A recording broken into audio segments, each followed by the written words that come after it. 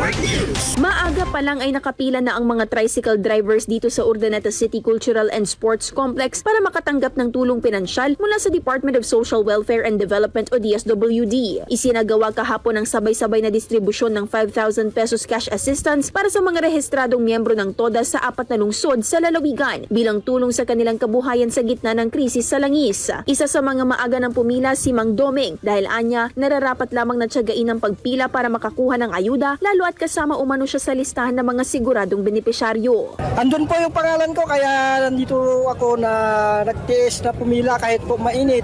Kailangan talaga ng pera eh. Nasa 200 na lang po yung kinikita namin. Ang laki po yung nawala. Dati kumikita kami ng 500. Pero ngayon, sa taas ng gasolina, wala na, 200 na lang. Iginiit naman ni DSWD Secretary Rex Gatchalian, sinisikap ng tanggapan na kahit papaano ay makatulong sa pinansyal na aspekto ng mga pumapasadang pampublikong sasakyan bilang isa sila sa mga naaapektuhan sa patuloy na pagsirit sa presyo ng produktong langis. Isang lungsod ng Urdaneta City sa 4 na lungsod dito sa Pangasinan na napamahagian ng cash assistance para sa ating mga tricycle drivers. At dito pa lang sa Urdaneta City, nasa higit 4,000 tricycle drivers ang mapapamahagian ng naturang assistance kung saan katumbas nito ang nasa higit 21 million pesos na ayuda. Walang chopper or rider na maiiwanan. Lahat yan may schedule. Kapag ka nawawala ang pangalan nyo sa listahan, pwede kayo sa mga tricycle driver, pwede kayo makipag-ugnayan sa inyong lokal na pamalaan dahil sila ang nagbibigay ng listahan sa DSWD. Huwag kayong mag-alala.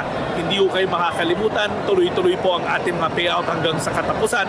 And then, hindi naman to ang una at huling beses na magkakaroon ng payout. Isinagawa rin ang distribusyon sa mga lungsod ng Dagupan at San Carlos at maging sa ilang bahagi ng Ilocos Region. Tiniyak naman ang tanggapan ng patuloy na pamamahagi sa mga benepisyaryo upang maibsan ang epekto ng kasalukuyang krisis sa kanilang araw-araw na pamumuhay. Kasama mula dito sa IFM Dagupan, ito si Idol Joanna De Vera, Tatak RMN. RMN Network News.